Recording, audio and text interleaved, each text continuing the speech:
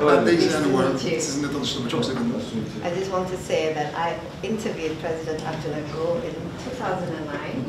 I did a visit to Turkey. I stayed there for 10 days and it was absolutely 2009 yılında Sayın Gül'ün evet röportaj yapmıştım. İstanbul'a geldim o dönemde. 10 günde kaldım. Muhteşem bir seyahatti benim için. So it was great. Harikaydı. We have a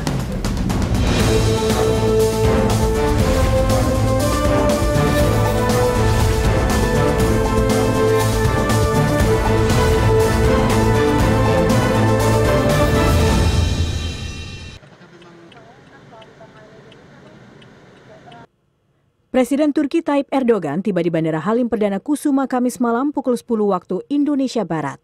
Keesokan harinya Erdogan bertemu dengan Presiden Joko Widodo di Istana Merdeka, Jakarta. Presiden Turki ke-12 ini tiba di Istana Merdeka didampingi sang istri, Emin Erdogan beserta rombongan. Upacara kenegaraan penyambutan Erdogan ditandai dengan dentuman meriam dan lagu kebangsaan kedua negara. Erdogan dan istri berada di Indonesia selama 3 hari. Berdasarkan keterangan resmi Kementerian Luar Negeri, dalam kunjungan kenegaraan ini Erdogan akan lebih fokus membahas kerjasama ekonomi dengan Presiden Joko Widodo.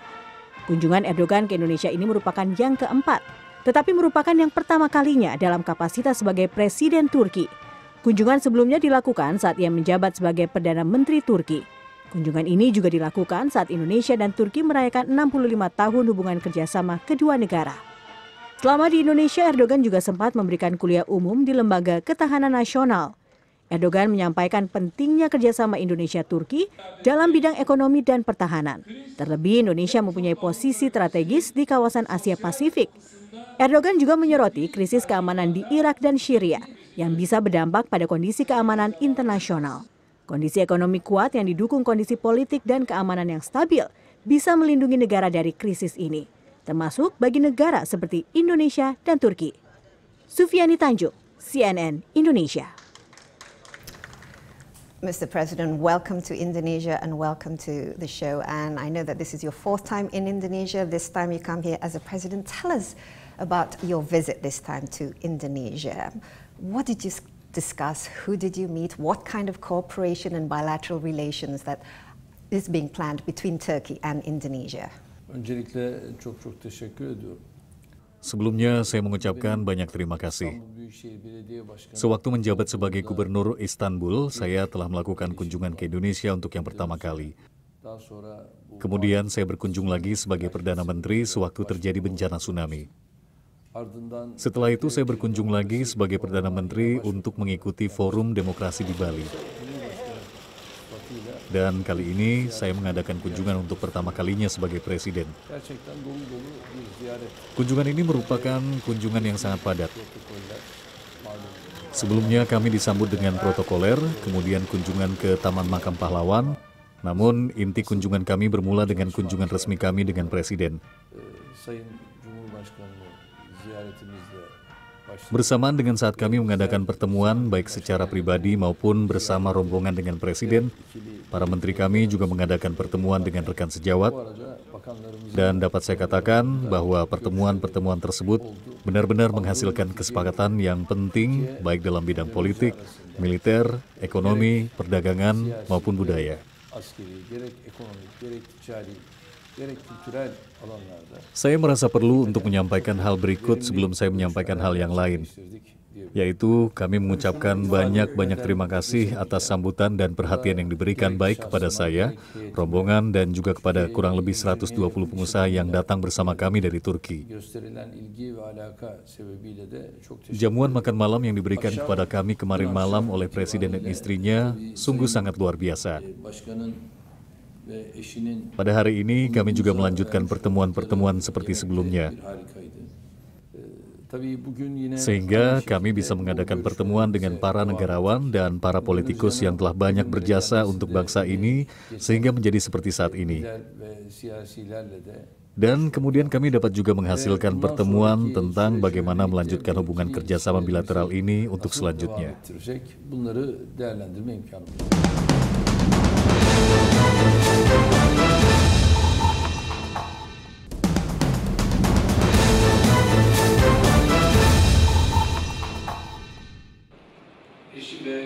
Berbagai kebijakan Presiden Tayyip Erdogan dan partainya AKP membawa perubahan besar bagi Turki dalam kancah hubungan internasional. Posisi geografis Turki yang strategis di Eropa dan Asia membawa keuntungan tersendiri. Salah satunya adalah peran politik luar negeri Turki sebagai jembatan antara Timur Tengah dan Eropa. Hal ini berdampak pada meningkatnya kerjasama di bidang ekonomi antara Turki dengan negara Eropa dan Timur Tengah. Turki juga mampu menjaga stabilitas ekonomi dan politiknya saat negara-negara Eropa mengalami krisis ekonomi pada 2009. Kebijakan Erdogan membawa Turki memainkan peranan penting di kawasannya maupun dalam kancah global. Seperti Turki berusaha mendamaikan kawasan Timur Tengah dengan melakukan mediasi kelompok Syiah dan Sunni di Irak pada 2003. Turki bahkan terlibat aktif dalam diplomasi internasional dengan mengajak perwakilan negara Uni Eropa untuk membahas pertikaian di Mesir dalam pertemuan G20.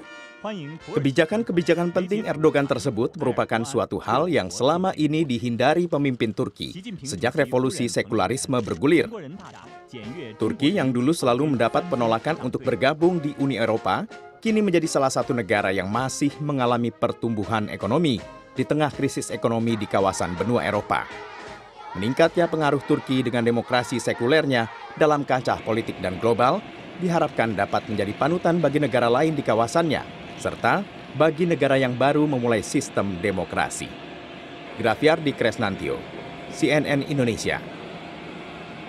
Could you perhaps elaborate more on those issues? I mean, you mentioned the economy, you also mentioned the social and cultural and trade, as well as politics. Could you mention a little more? Are there any specific targets, and what are we focusing on when it comes to increasing the bilateral relations? Sebagai contoh, saat ini dalam dunia politik kita berada dalam satu grup. Saling mendukung satu sama lain dalam forum-forum ini adalah sangat penting. Lebih dari itu, kita bersama-sama berada dalam OKI, di mana kebersamaan kita teramat sangat penting. Dalam G20 ada 3 negara yang Muslim, yaitu Turki, Indonesia, dan Arab Saudi. Pada bulan November tahun ini ada pertemuan G20 yang mana tuan rumahnya adalah kami dan akan kami selenggarakan di Antalya. Di sana kita akan kembali bersama-sama. Di luar semua ini, kami ingin agar kami bisa menjadi anggota yang alami dalam dialog di antara negara-negara Asia. Karena dalam hal ini, Turki memiliki peran yang sangat penting sebagai pintu yang membuka dari Asia ke Eropa dan dari Eropa ke Asia. Kami ingin kesamaan-kesamaan dari segi politik ini dapat lebih diperkuat. Dalam dunia militer, terutama dalam industri pertahanan, kita telah menjalin kesepakatan yang dilaksanakan secara kontinu dan kita menginginkan agar hal ini bisa lebih diperkuat. Dalam sisi yang lain, dalam dunia ekonomi, target yang telah kita canangkan pada akhir tahun 2015 ini adalah $5 miliar. Namun saat ini, kita masih berada jauh di bawah angka $5 miliar ini, yaitu di angka sekitar 2,4 miliar. Bagaimana kita bisa menutup kekurangan ini? Untuk itu, kita menentukan target baru, yaitu target yang telah kita canangkan pada tahun 2020, kita naikkan menjadi 10 miliar. Semua ini mungkin dilakukan. Sebagai contoh, langkah-langkah yang bisa ditempuh di kemudian hari dalam industri perkapalan, di mana dalam hal ini Turki ada di antara negara yang terbaik, dan di Indonesia juga sedang membutuhkannya, baik dalam hal angkutan massal, kapal selam, corvette.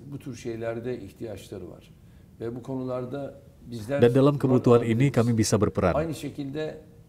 Dalam hal yang sama, di sisi Indonesia juga akan dicapai langkah-langkah investasi dalam rangka menutupi kekurangan ini. Dalam dunia properti, kami adalah nomor 2 di dunia setelah Cina. Kita juga bisa mengambil langkah-langkah berkelanjutan dalam hal ini. Kami telah mendapatkan kesempatan untuk saling membicarakan semua ini. Dalam kebudayaan, Yunus Emre adalah salah satu program kami yang paling penting. Dan kami sangat menginginkan agar kegiatan ini dapat berjalan di Indonesia secara lebih luas lagi. Sebagaimana di dunia ada seperti Cervantes, kami juga menginginkan hal yang mirip di Indonesia, bahkan lebih besar dan luas lagi. Dan dalam pendidikan, kita juga bisa mengambil langkah kerjasama melalui Badan Ma'arif, Ma'arif Foundation, antara Diknas Indonesia dengan Diknas Turki untuk melakukan kerjasama di bidang pendidikan, baik di Indonesia dan juga di Turki. Demikianlah kami dapat melakukan pembicaraan seperti hal-hal yang telah kita sebutkan tadi.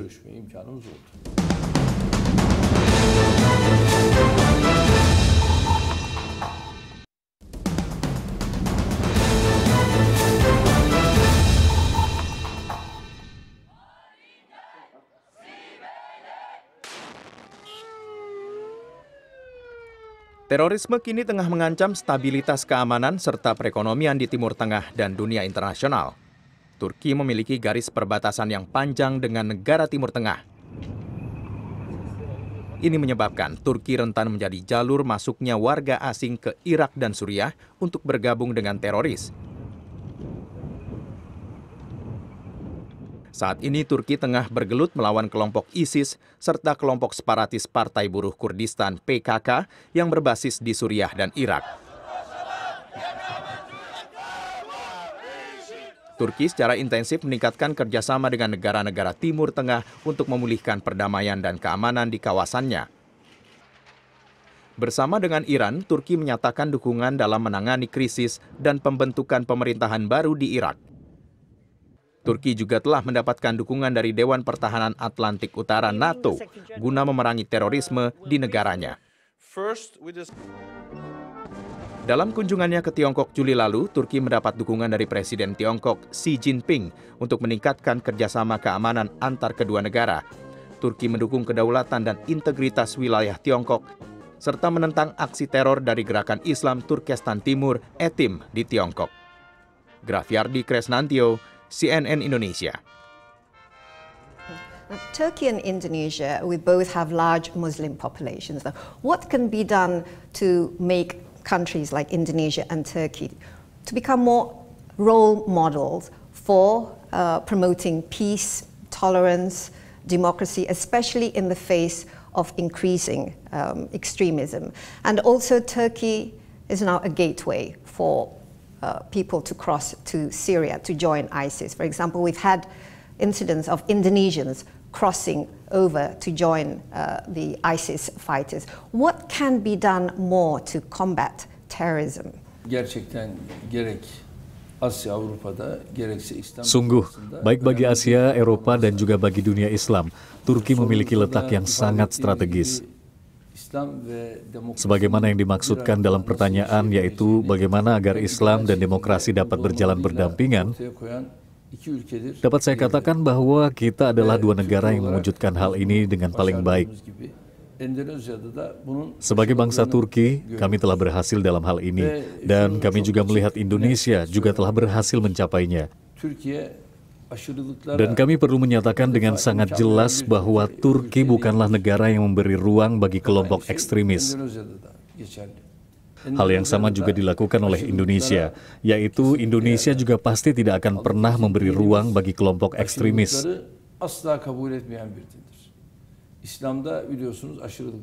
Lebih dari itu, agama kami adalah agama yang sama sekali tidak mengabulkan tindakan ekstremis. Anda mengetahui, Islam tidak memberi ruang untuk ekstremis. Dan Islam mengajarkan jalan tengah. Dan dalam hal ini Nabi Muhammad SAW telah bersabda bahwa amal perbuatan yang paling baik adalah yang tengah-tengah. Ketika kenyataan adalah memang seperti ini, maka mewujudkannya adalah tugas paling penting yang harus kami tunaikan. Sebagaimana yang Anda ketahui, saat ini Turki sedang berada dalam masa-masa sulit. Dan kami saat ini sedang melakukan perjuangan serius melawan Daesh yang merupakan organisasi teroris tingkat internasional. Dalam waktu yang bersamaan, dalam internal, kami telah melangsungkan perjuangan melawan organisasi teroris separatis PKK selama lebih dari 35 tahun. sürmektedir. Bersamaan dengan langkah perjuangan kami ini, Uni Eropa dan Amerika telah menyatakan PKK sebagai organisasi teroris separatis. Perjuangan kami melawan organisasi teroris separatis ini akan tetap terus berlangsung. Dalam sisi yang lain, organisasi teroris internasional Daesh juga selalu menjadi ancaman bagi kami. Oleh karena itu, kami berkewajiban melakukan perjuangan perlawanan kepadanya, baik secara sosiologis, psikologis, ekonomi, diplomatis, dengan cara apapun. Kami telah melakukan ini dan akan tetap terus melakukannya. Ya, tentu saja dalam hal ini kerjasama kami dengan Indonesia sangat memiliki arti penting. Karena perjuangan melawan teroris bukanlah perjuangan lokal, melainkan perjuangan melawan teroris ini harus dilakukan menyeluruh tingkat internasional, dan lebih dari itu harus dengan penuh kesungguhan. Dan kini pergerakan relawan perang yang tergabung dalam organisasi teroris Daesh telah menjadi agenda penting bagi kami. Anda melihat, orang-orang dari berbagai negara di penjuru dunia telah mencoba masuk Turki sebagai relawan perang, dan mereka akan masuk ke Suriah melalui Turki. Di sana mereka akan bergabung dengan Daesh. Saat ini ada 16.000 orang yang masuk dalam daftar terlarang masuk ke Turki. 1.600 orang telah kami deportasi. 1.300 orang telah kami tangkap di dalam negeri Turki. Mereka juga kami kembalikan ke negaranya masing-masing. Dalam hal ini kami mengutuk dunia barat jika dengan apa yang telah kami lakukan ini, mereka masih menganggap Turki mendukung Daesh. Kami melaknat mereka, karena Turki selama ini adalah negara yang sangat menderita karena terorisme. Sebuah negara yang telah sedemikian menderita karena teroris. Tidak mungkin kami mendukung dan tidak akan pernah mendukung Daesh. Dalam waktu yang bersamaan dengan perlawanan kami kepada Daesh, di dalam negeri kami juga melakukan perlawanan dengan organisasi teroris luar negeri, yang mana mereka mendapat dukungan dari negara lain. Sebagai contoh, pada akhir-akhir ini, banyak anggota polisi dan tentara kami yang meninggal syahid.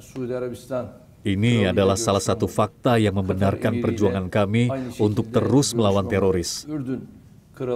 Saya telah menghubungi semua kepala negara satu persatu mengenai hal ini. Sebagai contoh, saya telah menjalin hubungan dengan Dewan Keamanan PBB tentang hal ini. Saya juga telah menghubungi Presiden Amerika Barack Obama, Presiden Vladimir Putin. Di luar ini, saya juga telah menghubungi Raja Arab Saudi, Raja Qatar, Raja Jordania. Semua upaya menjalin hubungan ini akan terus kami lakukan, sehingga dunia internasional tahu tentang kebenaran langkah kami. Dalam hal ini kami sama sekali tidak akan memberi ruang bagi mereka. Tidak ada terorisme dan atau teroris yang bisa dikatakan baik. Semua terorisme adalah buruk, demikian pula dengan semua teroris. Dan mengenai hal ini, kita semua harus mengambil sikap serempak. Sebab karena hal ini kami mengalami kepedihan di Suriah, Irak, Afghanistan. Dan bahkan kini banyak relawan perang asing, mulai dari Australia, Indonesia, bahkan dari Amerika, Perancis, Inggris, yang ikut bergabung dengan Daesh. Sungguh kita tidak bisa bersikap acuh dengan kenyataan ini.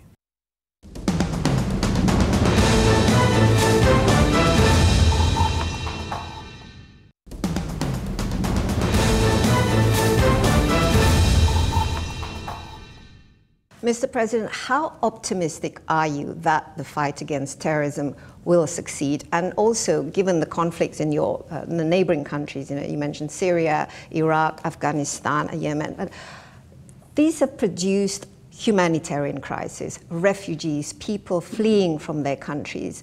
What needs to be done in order to help or to avert and to deal with this terrible tragedy, particularly the humanitarian crisis?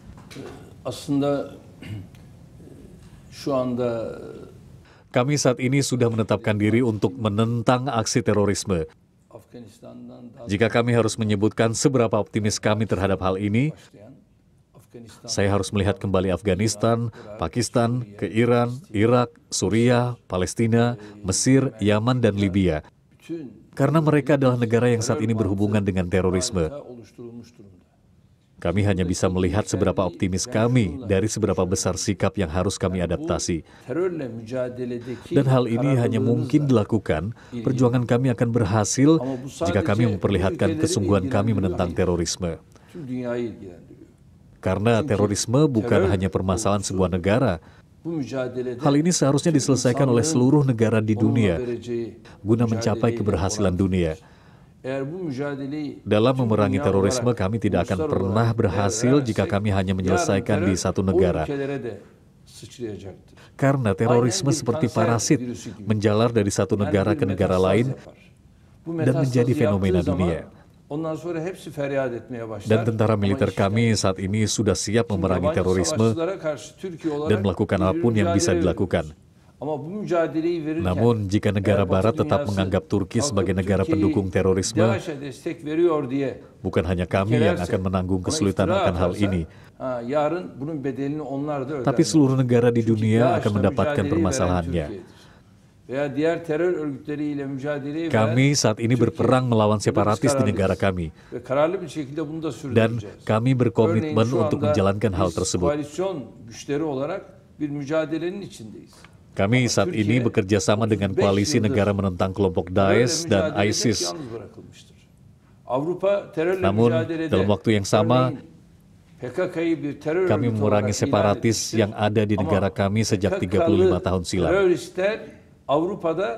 PKK merupakan organisasi teroris. Namun anggota teroris saat ini berada bebas di negara-negara Eropa. Mereka mendapatkan banyak dukungan termasuk dukungan secara finansial.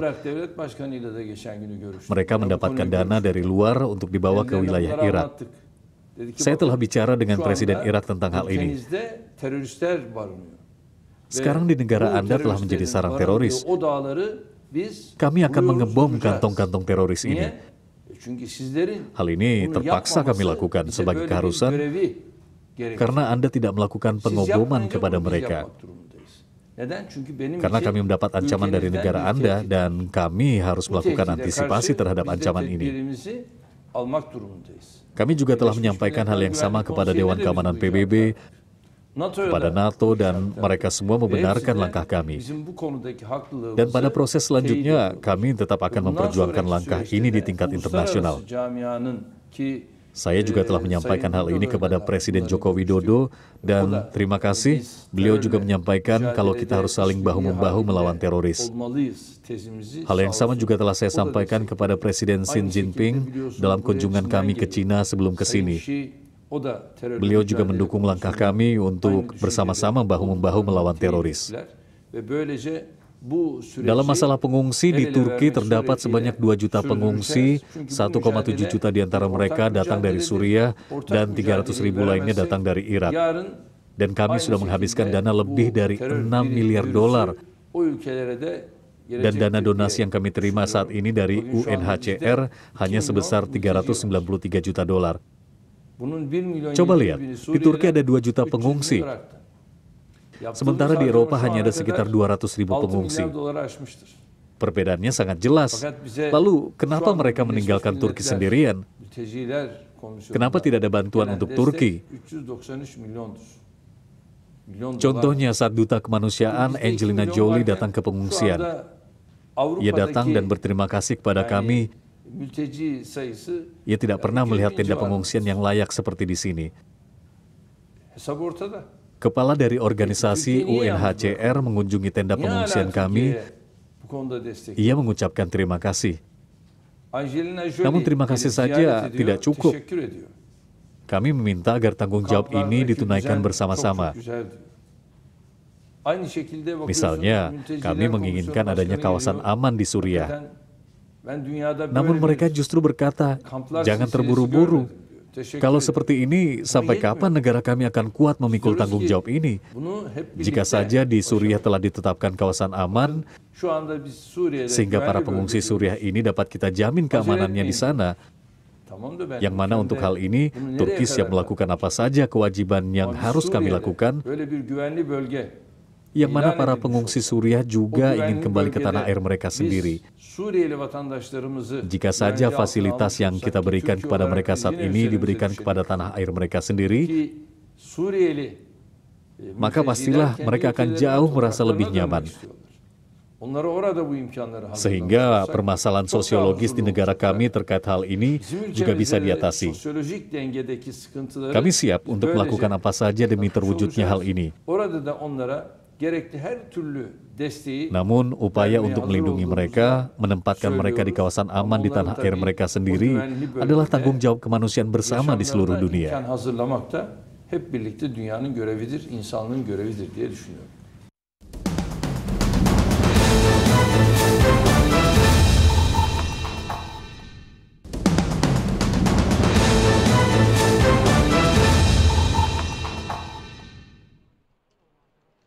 Agustus 2014, Perdana Menteri Recep Tayyip Erdogan terpilih menjadi Presiden Turki ke-12 dan sekaligus menjadi politikus pertama yang terpilih dalam pemilihan langsung presiden. Erdogan meraih 21 juta suara atau 51,8% dari 56 juta suara rakyat Turki. Erdogan menang dan menggantikan Presiden Abdullah Gül yang masa jabatannya berakhir pada 28 Agustus 2014. Kemenangan Erdogan dalam pemilu langsung pertama Turki tersebut sudah diduga sebelumnya. Dengan dana kampanye mencapai 57 juta lira dan pengalaman 10 tahun sebagai Perdana Menteri, Erdogan telah berhasil memikat para pendukungnya. Erdogan dianggap berhasil mengangkat perekonomian Turki saat krisis ekonomi mendera Turki dan nyaris membawa negara itu terpuruk dalam jurang kebangkrutan pada tahun 1990. Reformasi ekonomi yang Erdogan lakukan mampu menurunkan tingkat inflasi Turki hingga 70%. Pendapatan per kapita rakyat juga naik dari $3.000 Amerika Serikat menjadi $10.000 Amerika Serikat per tahun. Turki mencatat pertumbuhan ekonomi yang baik sebesar 2 hingga 3%, sementara negara-negara Eropa lainnya mengalami pertumbuhan negatif. Kini di era kepemimpinan Erdogan, Turki bebas dari utang IMF dan mampu meningkatkan pendapatannya dari sektor pariwisata. Turki pun tergabung sebagai negara G20 karena berhasil meningkatkan ekonomi negaranya dari ranking 111 ke peringkat 16 dengan peningkatan rata-rata 10% per tahun. Sufiani Tanjung, CNN Indonesia. President, you mentioned the European Union and you also mentioned China. Could you tell us, what is the relations now between Turkey and the European Union? Does Turkey still wish to become a member of the European Union? And before you visited Indonesia, you also visited China. And tell us a little bit about the importance of China to Turkey. What can China and Turkey do to work together, especially given China's treatment of the Muslim minorities, such as the Uyghurs? Öncelikle tabii bu soru Sebelumnya, pernyataan ini terlihat singkat namun isinya sangat dalam. Uni Eropa adalah merupakan mimpi yang sangat panjang bagi kami. Kami menempuhnya hampir selama 50 tahun lebih. Namun selama lebih dari 40 tahun ini, Uni Eropa telah membuat Turki masih menunggu di depan pintunya. Dan sampai sekarang belum ada proses yang signifikan. Ya, tentu saja hal ini sangat membuat hati rakyat kami terluka dan tentunya membuat hati kami terluka juga. Saya telah menjabat sebagai Perdana Menteri selama 13 tahun dan juga telah menjabat sebagai Presiden hampir selama 1 tahun ini. Selama kurun waktu ini kami telah menunjukkan dan akan selalu menunjukkan sikap yang proaktif, namun sampai saat ini tetap saja tidak ada hasil. Dalam hal ini tentu saja ada istilah jalan Turki telah berakhir. Namun kami akan tetap menunjukkan sikap proaktif dan selalu berusaha untuk bisa masuk. Namun demikian dunia selalu berubah. Misalnya sekarang di sini ada MIKTA, di dalamnya ada Indonesia, Meksiko, Korea, Turki, Australia. Kita bersama-sama. Kami berharap di sini kami bisa melakukan sesuatu. Kami juga memiliki ASEAN sebagai rekan berdialog. Bersama dengan ASEAN mungkin juga bisa kita lakukan hal yang sama. Di sisi yang lain ada Shanghai Sea. Dan akhir-akhir ini Pakistan dan India telah ikut bergabung dengan Shanghai Sea ini.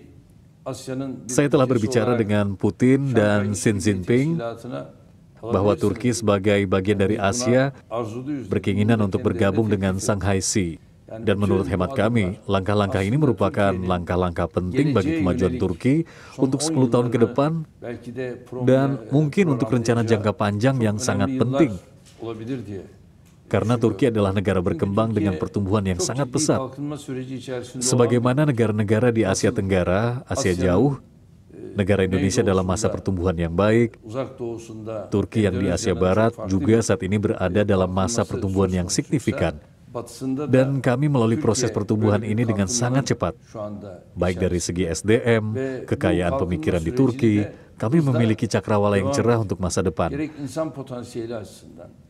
Demikian juga kami memiliki semangat dan keinginan yang kuat. Dan kami ingin semakin memperkuat semua ini. Dalam hal ini kami juga menantikan jawaban dari para sahabat kami. Sampai saat ini kami telah mengajukan penawaran dan akan terus proaktif mengajukan penawaran. Jika dalam hal ini kami mendapatkan jawaban yang kami tunggu-tunggu, maka masa depan Turki akan semakin baik. Dan memang semestinya akan semakin baik. Hal ini berlaku baik dalam politik, pertahanan, ekonomi, perdagangan, budaya. Dalam hal ini saya tidak memandang budaya sebagai sesuatu yang sederhana. Melainkan sebaliknya, yaitu sebagai kekayaan yang paling berharga. Sepanjang kekayaan budaya kita kuat, maka kekayaan-kekayaan yang lainnya juga akan ikut menjadi kuat. Dalam hal ini, Turki memiliki akar kekayaan budaya sejak ribuan tahun yang lalu, dan jika saja ada para aktor yang bisa mentransfer kekayaan ini, tidak hanya untuk masa sekarang, melainkan juga kepada generasi yang akan datang, maka sangat mungkin Turki mampu melakukan lompatan perkembangan yang signifikan. Oleh karena itu, saya sangat memberi arti penting pada proses ini. Sebagaimana sudah kita kemukakan di awal, bahwa Islam dan demokrasi adalah update penting dari hasil proses ini. Dalam hal ini, Turki saat ini telah berhasil mencapainya, dan kami teguh untuk berhasil. Barat sebenarnya tidaklah tulus dalam berdemokrasi. Namun perjuangan Turki dalam berdemokrasi sangat tulus. Jika saja perjuangan demokrasi di Barat adalah tulus, maka pastilah mereka tidak akan pernah mendukung para kudeta di Mesir. Namun sayangnya dunia Barat hampir keseluruhan mendukung kudeta Mesir. Namun sebaliknya, kami sama sekali tidak mendukung kudeta Mesir. Kami menentangnya dan akan selalu teguh untuk tetap menentangnya meski seperti apapun akhirnya. Dalam kesempatan ini saya juga ingin menyampaikan bahwa rakyat Indonesia juga telah berawal dari melalui masa-masa perjuangan kemerdekaan. Dan rakyat Indonesia akan kembali merayakan hari kemerdekaan ini pada tanggal 17 Agustus. Dan dalam kesempatan ini secara khusus, atas nama pribadi dan bangsa, kami mengucapkan selamat hari ulang tahun kemerdekaan Indonesia. Merdeka. Okay. You didn't answer the question on China. Yani konuyla ilgili olarak özellikle menjawab pertanyaan Anda mengenai masyarakat muslim minoritas di daerah otonomi Xinjiang, Uighur, kami yakin RRC akan memiliki langkah dan pemahaman yang semestinya kepada mereka. Dan tentu saja kami juga yakin jika masyarakat muslim di daerah otonomi Xinjiang, Uighur juga akan lebih menunjukkan sikap proaktif bagi keutuhan dan kedaulatan negara Cina. Karena keutuhan dan kedaulatan Cina adalah hal yang sangat penting bagi kehidupan yang damai. Dalam hal ini baik Indonesia dan juga kami tentulah akan berperan aktif untuk melakukan apa yang menjadi tanggung jawab kami. Saya juga telah menyampaikan hal ini kepada Xi Jinping dan dirinya juga menyampaikan hal yang sama. Dan saya juga telah berbagi pendapat dengan para utusan Kepala Pusat Budaya dan Islam di sana. Dan di sana saat ini telah ada 35.000 masjid dan 40.000 petugas keagamaan di sana. Semua ini adalah hal yang baik. Dan proses ke depannya kami berharap untuk bisa lebih berperan serta di dalam keutuhan dan kedaulatan di sana. dengan bukannya berpijak pada informasi yang salah, melainkan pada informasi yang benar sesuai fakta. Mr. President, thank you very much. Thank you. Sayın Cumhurbaşkanı çok teşekkürler. Thank you.